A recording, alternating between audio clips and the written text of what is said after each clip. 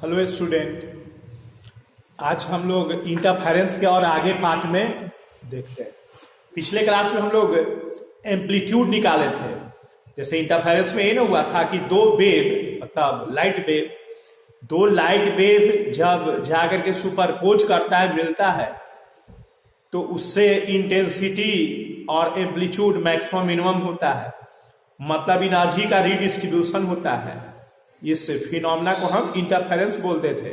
उसी में उसका जो मिलने के बाद नया जो वेव होगा, उस वेव का एम्पलीट्यूड निकाले थे, उसका वैल्यू आया था A is equal to under root A1 का स्क्वायर प्लस A2 का square plus 2A1 A2 cos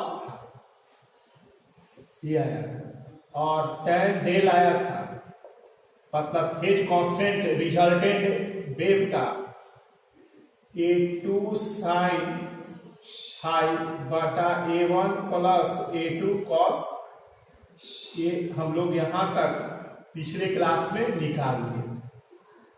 ये देखिए, अब देखिए इंटेंसिटी क्या होगा। एम्पलीट्यूड तो निकालिए, अब उस रिजल्टेंट वेव का इंटेंसिटी, चूंकि उसी रिजल्टेंट वेव का एम्पलीट्यूड इंटेंसिटी मैक्सिमम मिनिमम हो रहा है, तो उसका इंटेंसिटी क्या होगा। देखिए, हम बताए थे आपके लेवल में, याद रखिएगा, इंटेंसिटी डायरेक्टली प्रोपोर्शनल होता है एम्पलीट्यूड के स्क्वायर।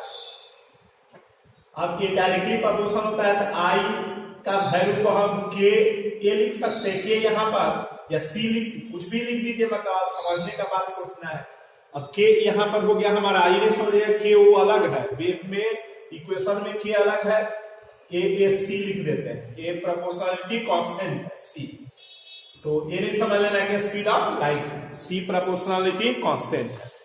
तो अपना आपको थोड़ा एक्सपेंड करके नहीं तो डायरेक्ट भी लिख सकते हैं। अब उसमें वैल्यू दीजिए, सब्स्टिट्यूट कीजिए, तो इंटेंसिटी भी आई क्या हुआ, रिजल्टेंट वेव का इंटेंसिटी, तो आप लिख सकते हैं ऊपर में A square is equal to A1 का स्क्वायर प्लस A2 का square plus 2A1 A2 cos phi. अब इसमें आप देखिए ए का स्क्वायर, तो यहां से दीजिए आई बाई सी, देख लीजिए I by C is equal to E हो जाएगा I1 बाई सी। उसी तरह ई किसका है, आई है रिजल्टेंट का एम्पलीट्यूड, का रिजल्टेंट का इंटेंसिटी, इंडिविजुअल का एम्पलीट्यूड, तो इंडिविजुअल का इंटेंसिटी। A1 किसका एम्पलीट्यूड है, फर्स्ट वेव का, तो फर्स्ट वेव का इंटेंसिटी I1 है करस्पॉन्डिंग। तो ये सब तो समझ में आपको आ रहा होगा। तो इसलिए A2 किसका है एम्पलीट्यूड, दूसरे वेव का है, जिस वेव का एम्पलीट्यूड A2 है, उसी का इंटेंसिटी को हम I2 लिखेंगे, उसी के करस्पॉन्डिंग। तो A plus I2 by C plus 2 ये हो जाएगा under root I1 by C under root I2 by C cos. अब आइए देखिए, इसमें सी कैंसिल हो जाएगा, तो I1 plus I2 plus 2 root I1 I2, और ये हो जाएगा आपका कॉस फाई। देखिए, यही आपका इंटेंसिटी का रिलेशन, और वो एम्पलीट्यूड का रिलेशन आ गया, ये इंटेंसिटी का। अब हमारे पास, अब हम लोग केस डील करने जा रहे हैं, फर्स्ट सेकेंड, ये सब very very important. First case में लेंगे फाई का वैल्यू 0, तो ऐसा जो इंटरफेरेंस होता है उसको हम लोग कहते हैं कंस्ट्रक्टिव इंटरफेरेंस। तो हम लोग कंस्ट्रक्टिव इंटरफेरेंस का बात करने जा रहे हैं। तो देखिए, केस 1 में कंस्ट्रक्टिव इंटरफेरेंस, देखिए कंस्ट्रक्टिव इंटरफेरेंस क्या है। तो कंस्ट्रक्टिव इंटरफेरेंस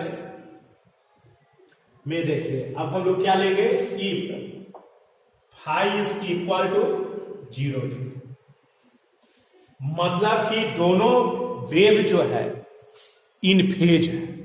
क्या है, इन फेज है, मतलब फेज डिफरेंस दोनों का क्या है, 0 है। और ये फेज कांस्टेंट क्या बताता है, हम आपको 11th में बताए थे कि इनिशियली वो वेव कहां से चलना शुरू किया है। तो इनिशियली मीन पोजीशन से चलना शुरू किया है, क्योंकि फाई का वैल्यू क्या है, 0 है। तो इनिशियली मीन पोजीशन से चलना शुरू किया, वहीं से दोनों वेव चल रहा है, इन फेज है, चूंकि फाई का वैल्यू क्या है, 0 है। तो फाई का वैल्यू 0। अब आइए देखते हैं क्या क्या इससे रिजल्ट मिलता है। तो आइए देखिए इसमें, मतलब इसको लिख सकते हैं कॉस, ऐसे लिखे फाई का वैल्यू 0, तो एक केस हो गया if cos phi is equal to आपका 1। देखिए क्या है आप समझ, कंस्ट्रक्टिव इंटरफेरेंस किसको कहते हैं? वैसा इंटरफेरेंस जिस इंटरफेरेंस में उसका एम्पलीट्यूड और इंटेंसिटी मैक्सिमम हो जाए, तो ऐसे इंटरफेरेंस की घटना को हम बोलते हैं कंस्ट्रक्टिव इंटरफेरेंस। याद हो गया? ये interference in which amplitude and intensity be maximum, that is called constructive interference. तो कंस्ट्रक्टिव इंटरफेरेंस में बताइए एम्पलीट्यूड या और इंटेंसिटी मैक्सिमम होगा, तो बताइए आई और ए किस पर डिपेंड कर रहा है? ए और आई किस पर डिपेंड कर रहा है? कॉस फाई पर। देखिए कॉस फाई पर, तो कॉस फाई पर तो हमारे पास कॉस फाई का वैल्यू क्या होगा? 1, क्योंकि कॉस फाई पर डिपेंड कर रहा है, डायरेक्टली प्रोपोर्शनल है कॉस फाई का मैक्सिमम वैल्यू आई का मैक्सिमम वैल्यू या ए का मैक्सिमम वैल्यू। तो कॉस फाई का मैक्सिमम वैल्यू क्या होता है? 1 से ज्यादा कभी भी नहीं होगा। तो जब 1 होगा, आइए कॉस फाई का वैल्यू 1 हो गया, तो ये फाई का वैल्यू क्या होगा? तो देखिए कॉस फाई का वैल्यू 1 हो गया, तो फाई का वैल्यू क्या होगा? तो 0 डिग्री होगा। और भी डिग्री होंगे, तो हम लोग अब जनरलाइज बात करेंगे। अब एक केस वाला नहीं वैलिड होगा, पूरा जनरलाइज बात करेंगे। तो जनरलाइज बात करेंगे तो कॉस फाई, तो देखिए 2n,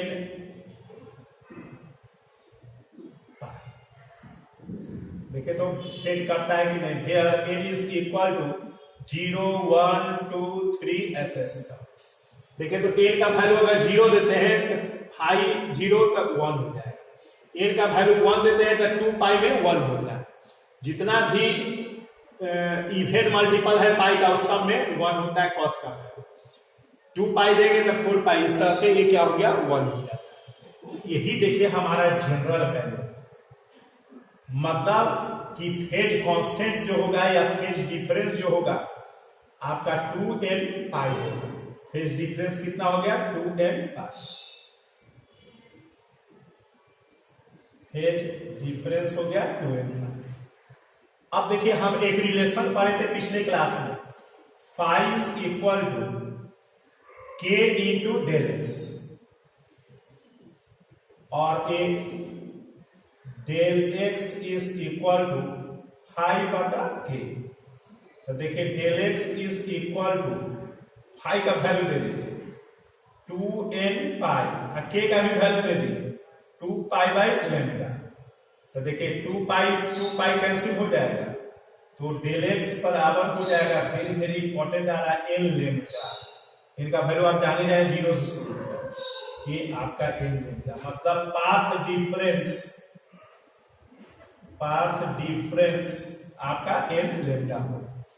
उसके बाद से फिर आगे का बात। अब हमारे पास एम्पलीट्यूड का वैल्यू देखते। एम्पलीट्यूड का मैक्सिमम वैल्यू क्या होगा? अंडर रूट a1 का स्क्वायर प्लस a2 का square plus 2a1 a2 cos phi का वैल्यू 1। तो देखिए a max is equal to a1 plus a2 का होल स्क्वायर है, रूट भाग जाएगा a1 प्लस a। देखिए यही मैक्सिमम एम्पलीट्यूड का वैल्यू हो जाएगा कंस्ट्रक्टिव इंटरफेरेंस। तो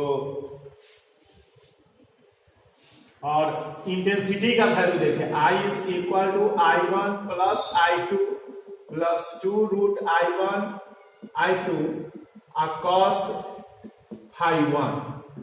ये देखिए I is equal to I1 plus I2 plus 2 root I1 I2 को। अब बताइए इसको आप क्या लिख सकते हैं? I इज इक्वल टू, ये आपका I मैक्स कहलाएगा, I मैक्स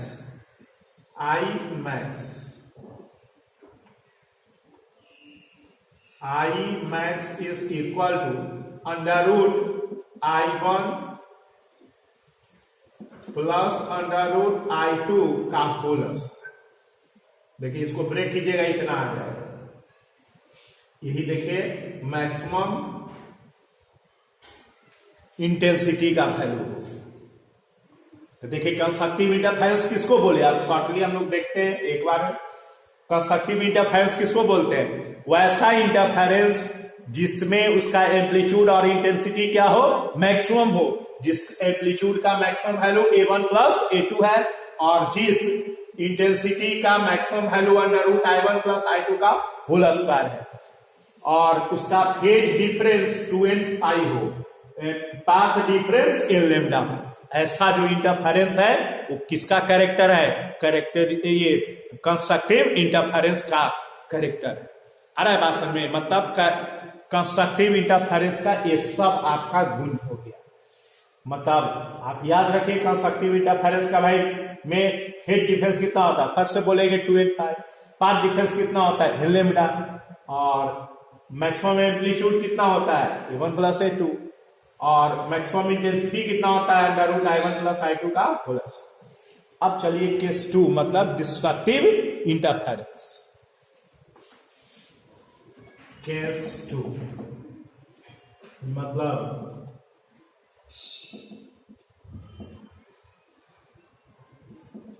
डिस्ट्रक्टिव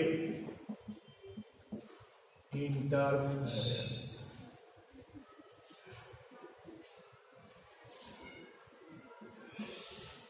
अब देखिए डिस्ट्रक्टिव इंटरफेरेंस किसको कहते हैं? वैसा इंटरफेरेंस जिसमें उसका एम्पलीट्यूड और इंटेंसिटी क्या हो, मिनिमम। वैसा इंटरफेरेंस जिसमें एम्पलीट्यूड और इंटेंसिटी मिनिमम। तो ऐसे इंटरफेरेंस को क्या हम लोग बोलते हैं, destructive interference. Interference in which amplitude and intensity भी minimum is called destructive interference. तो आइए डिस्ट्रक्टिव इंटरफेरेंस का अब आगे सोचते हैं। एम्पलीट्यूड अब बताइए और इंटेंसिटी कब मिनिमम होगा। तो देखिए एम्पलीट्यूड हो या इंटेंसिटी हो किस पर डिपेंड कर रहा है, अभी हम लोग पढ़े cos फाई पर। और cos फाई के डायरेक्टली प्रोपोर्शनल है। cos फाई का वैल्यू बढ़ेगा तो I और A का वैल्यू बढ़ेगा, cos फाई का वैल्यू घटेगा तो I और A का वैल्यू घटेगा। तो बताइए आपका cos फाई का वैल्यू मिनिमम चाहिए, तो हम लोग जानते हैं कि cos फाई का मिनिमम वैल्यू -1 होता है। तो इसलिए cos phi is equal to, हम क्या पुट करेंगे, if cos phi is equal to -1। अब बताइए फाई का वैल्यू क्या, जिसमें निगेटिव ए करें।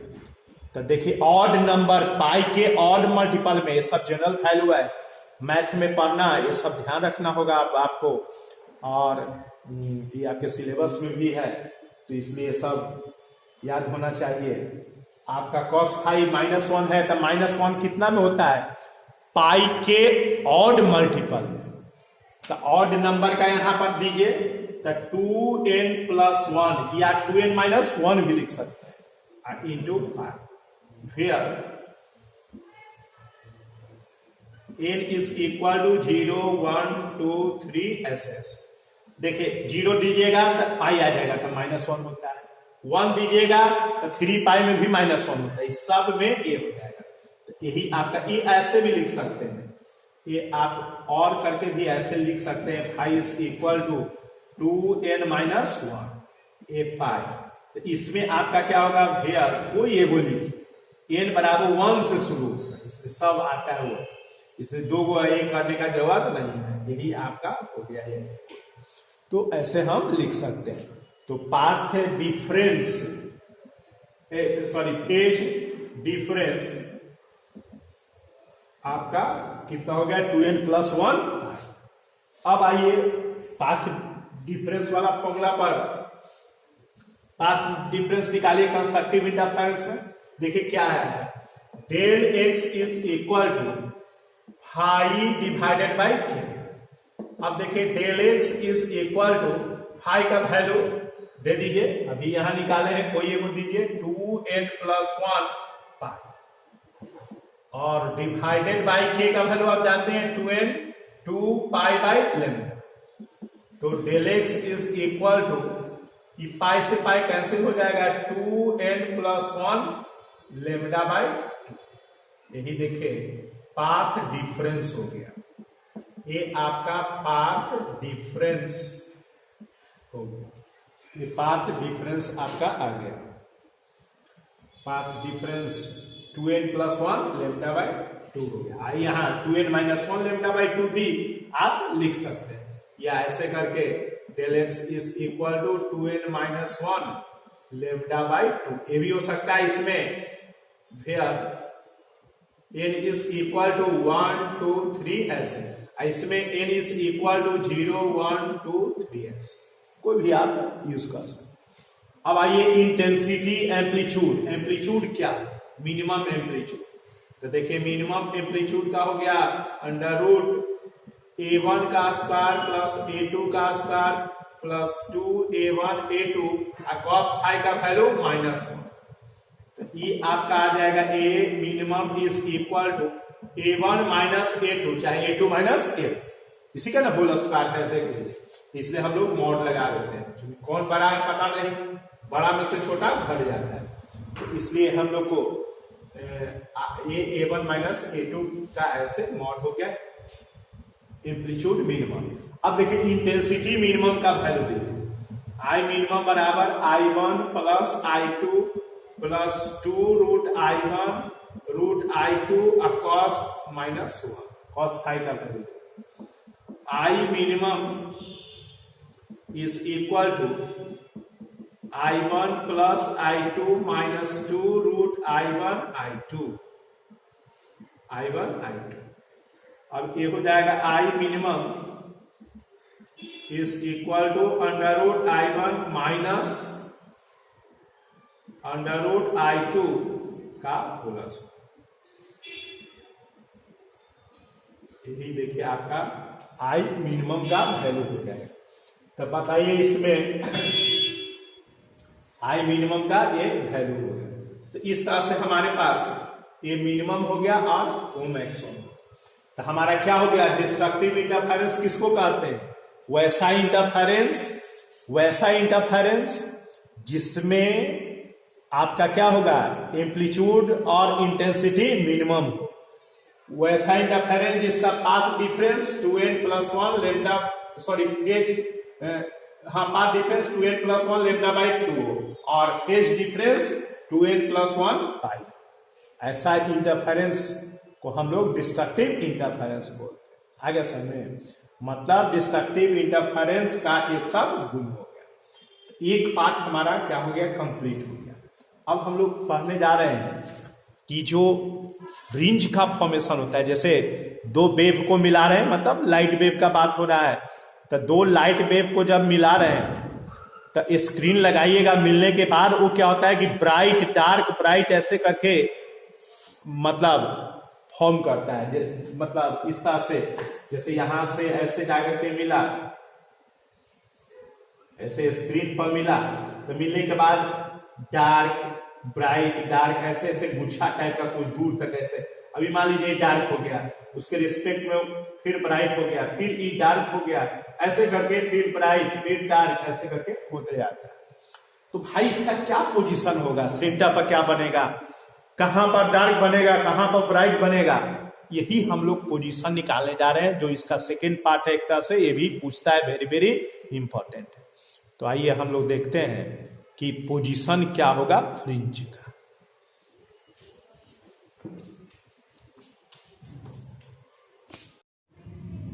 आइए अब हम लोग क्या पढ़ने जा रहे हैं, पोजीशन फ्रिंज का, जो ब्राइट डार्क पर्दा पर बनता है।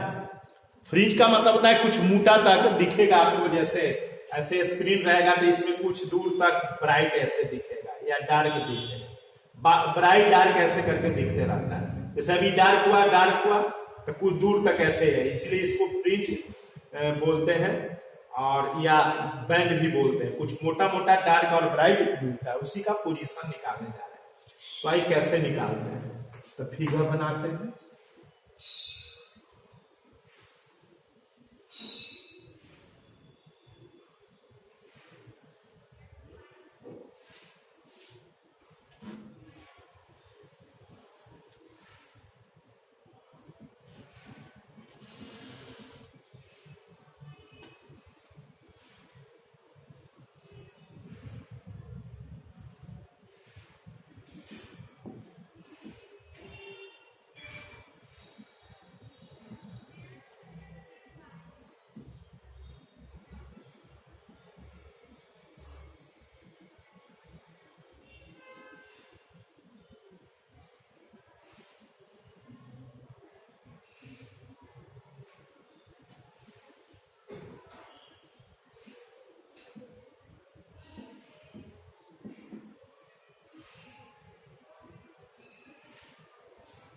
देखिए इसमें क्या किए हैं, वही फिगर बनाया जो इंटरफेरेंस में एक किए।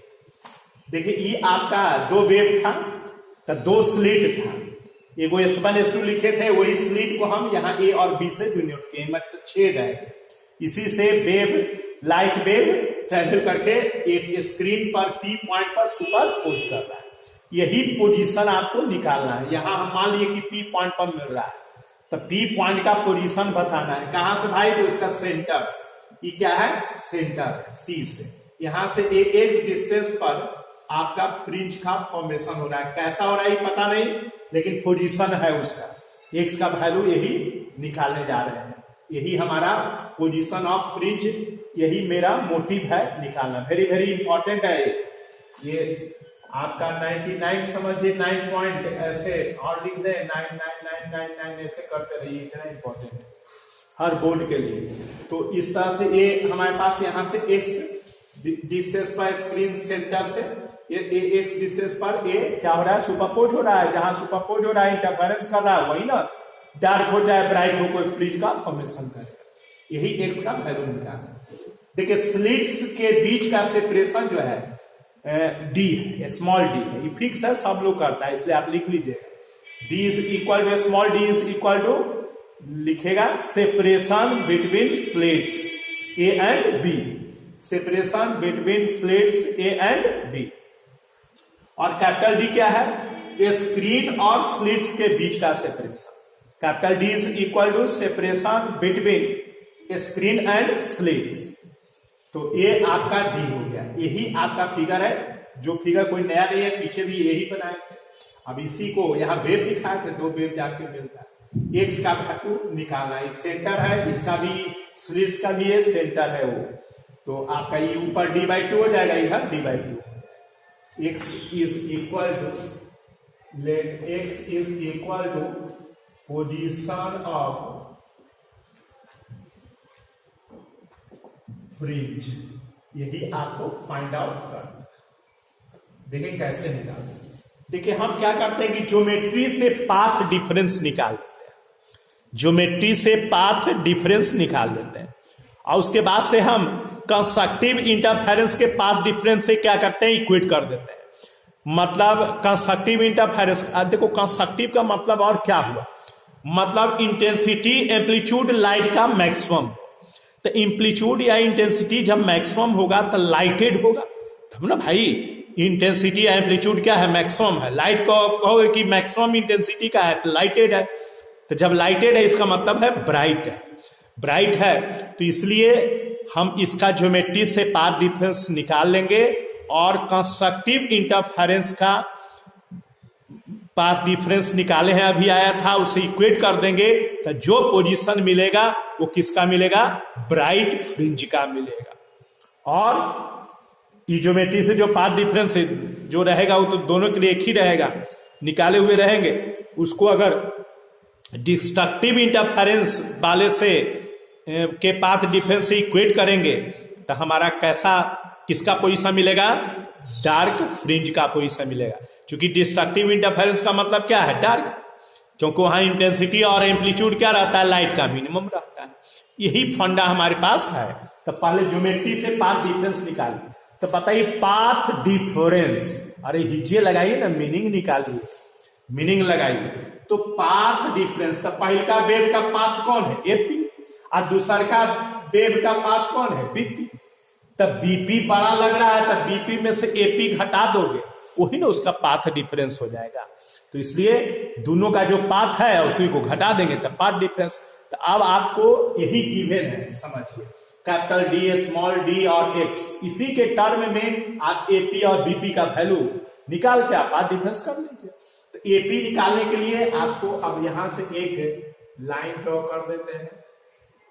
अब देखिए एपी निकालने के लिए ई आपका, ई तो डी हो जाएगा, देखिए ए डी हो जाएगा, इसका कुछ नाम देते हैं टी।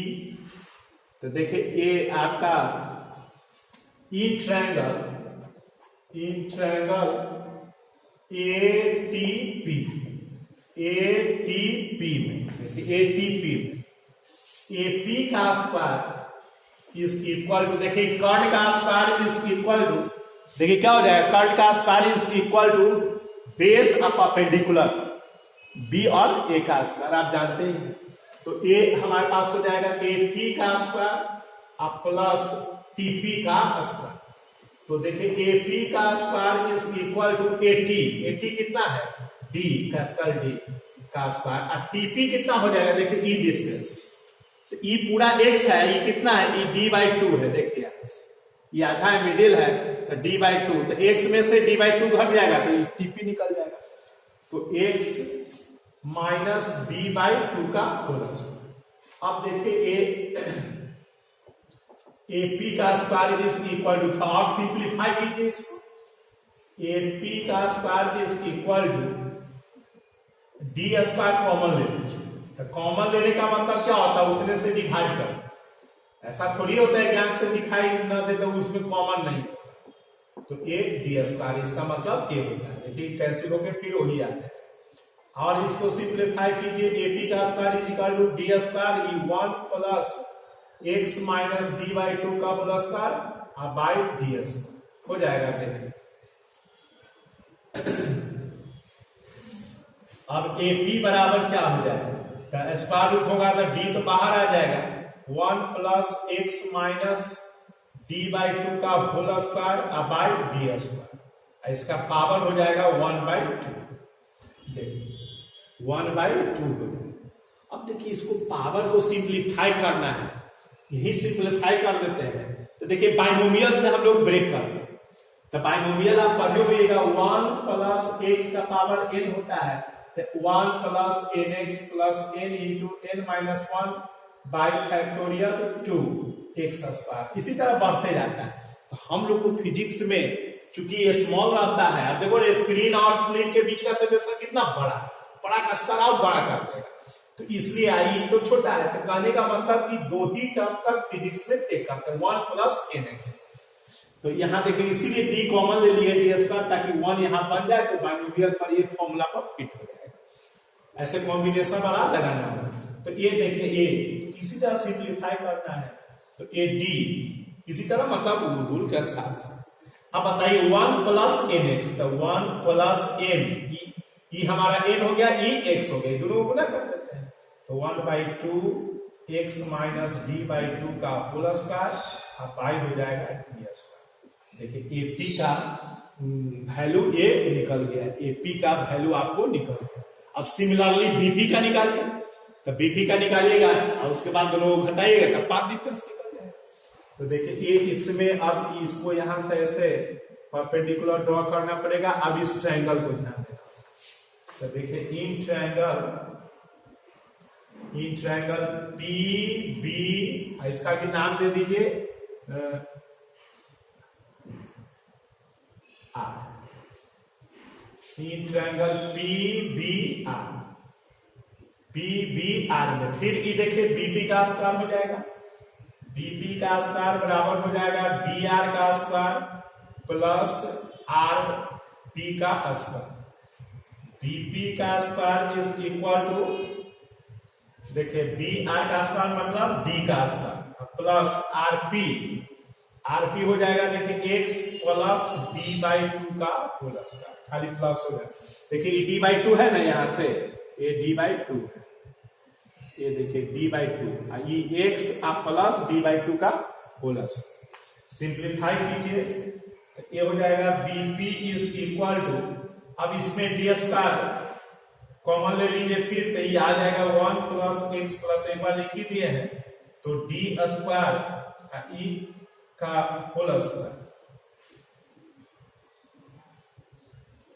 देखिए डी स्क्वायर कॉमन ले लिए थे, यहाँ 1 हो जाएगा, ये इसमें डिवाइड हो गया ऊपर ही गया। अब आपका बीपी का वैल्यू देखिए कितना आ जाएगा, BP is equal to square root हो जाएगा, तो डी हो गया इधर 1 plus x plus D by two का होल स्क्वायर और डिवाइडेड बाई डी स्क्वायर, इसका पावर हो जाएगा 1/2 रूट। अब देखिए बाइनोमियल से फिर 1 प्लस एन एक्स लिखेंगे, तो ये आ जाएगा आपका X plus D by two का whole square by 2 D square. ये देखिए आपका आ गया बीपी का वैल्यू, एपी और बीपी का वैल्यू आ गया। अब इसमें घटाइए, पाथ डिफरेंस निकालना है, दोनों को घटा देंगे तब path difference is equal to BP बड़ा है तो बीपी माइनस एपी। अब देखिए path difference is equal to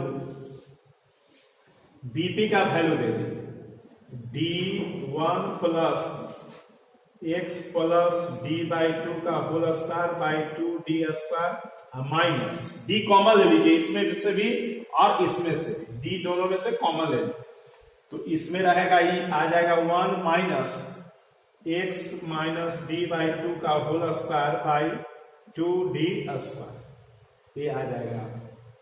ये देखिए ये 1 से 1 कैंसिल हो गया। अब देखिए 2d कॉमन ले लीजिए, सिंप्लीफाई करना है। देखिए 2d कॉमन ले लीजिए, path difference is equal to d by 2d का स्क्वायर कॉमन ले लीजिए, 2d का स्क्वायर, ये बचेगा a x square plus d square by 4 plus 2ab 2x into D by 2 minus, ये सब माइनस होने वाला है एक छोड़ के, तो एक्स स्क्वायर माइनस हो जाएगा डी स्क्वायर बाई 4, अब प्लस हो जाएगा क्योंकि इसमें ऑलरेडी माइनस होता है, यहां माइनस है तो प्लस कर देगा 2 into x D by 2, x D by 2। देखिए ये हो जाएगा, जो जो कैंसिल हो रहा है काट दीजिए, ये भी एगो ए से कैंसिल हो जाएगा, तो path difference is equal to हो जाएगा 1 बाई 2d, ये हो जाएगा देखिए डी ये भी 2 कट जाएगा तो एक्स डी 2xd। अब देखिए 2 भी कट गया, तो देखिए कितना सिंपल पाथ डिफरेंस आ गया। Path difference is equal to x small D by capital D, यही देखिए पाथ डिफरेंस। अब इसको कंस्ट्रक्टिव और डिस्ट्रक्टिव इंटरफेरेंस में मतलब ब्राइट फ्रिंज या डार्क फ्रिंज का पोजीशन हम लोग क्या करेंगे, निकाल देंगे। तो आइए देखते हैं अब आगे कैसे ये निकलेगा। आइए अब आगे हम लोग देखते हैं। देखिए हम लोग ये अब किसका निकालने जा रहे हैं, position of bright fringe. Bright fringe कहां कहां पर बनता है, तो देखिए we know that path difference in constructive interference, in constructive interference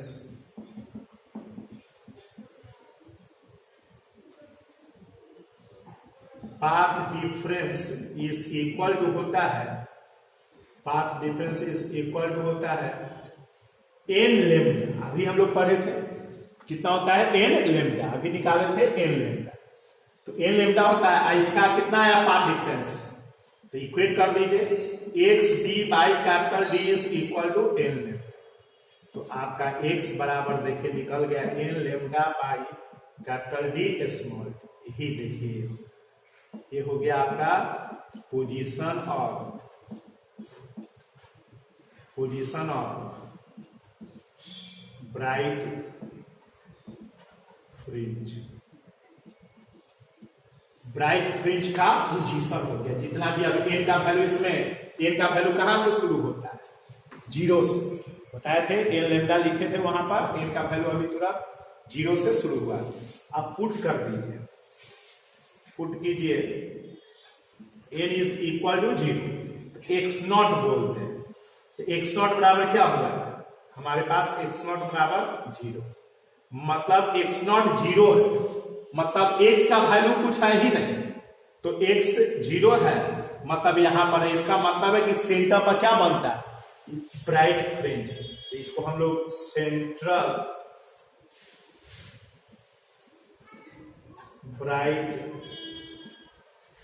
fringe बोल रहे हैं, सेंटर ब्राइट फ्रिंज। मतलब हम सीख गए कि सेंटर पर ब्राइट फ्रिंज होता है, डार्क नहीं होता है, ब्राइट फ्रिंज का फॉर्मेशन होता है। और देखिए पुट करेंगे n बराबर 1, तो x1 बराबर कितना हो जाएगा, lambda capital D by small d। इसको बोलेंगे position of first bright fringe, position of first bright fringe. फिर उसी तरह सिमिलरली पुट करेंगे n बराबर 2, तो हमारा x2 बराबर बोलिए क्या हो जाएगा, x2 is equal to lambda capital D by small d। इसको बोलेंगे position of second bright fringe. इसी तरह पुट कर देंगे n बराबर n, तो हमारे पास xn हो जाएगा n lambda capital D by d। इसको हम बोलेंगे nth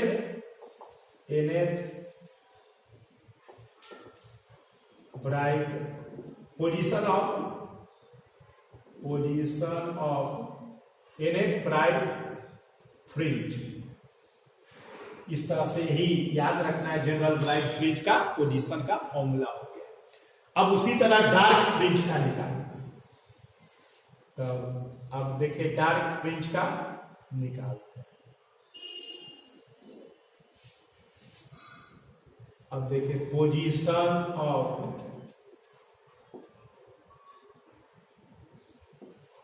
डार्क फ्रिंज। अब डार्क फ्रिंज का पोजीशन क्या है, तो इन डिस्ट्रक्टिव इंटरफेरेंस,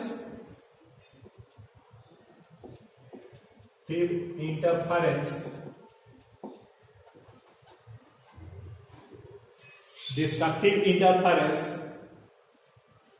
देखिए हम लोग क्या पढ़े थे, पाथ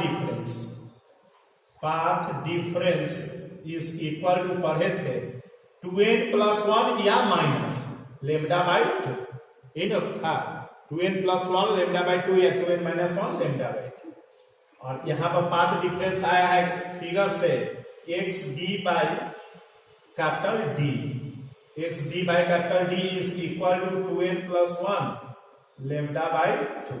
अब सिंप्लीफाई कर लीजिए, x बराबर 2n+1 lambda capital D by 2d, ये आ जाएगा ऐसे।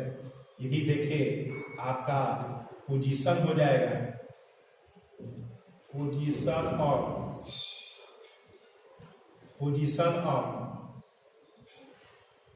Dark fringe. ये डार्क फ्रिंज का पोजीशन हो जाएगा। अब बताइए इसमें फिर उसी तरह पुट कर लीजिए, पुट n बराबर 0 यहां होता है, तो x0 बराबर हो जाएगा लेमडा कैपिटल D बाई 2, 0 हो जाएगा 2d। इसको हम बोलेंगे position of first dark fringe. उसी तरह फिर पुट कर दीजिए n बराबर 1, तो x1 बराबर हम लोग बोलेंगे n बराबर 1 कीजिएगा तो ये 3 lambda capital D by 2d। इसको हम लोग बोलेंगे सेकेंड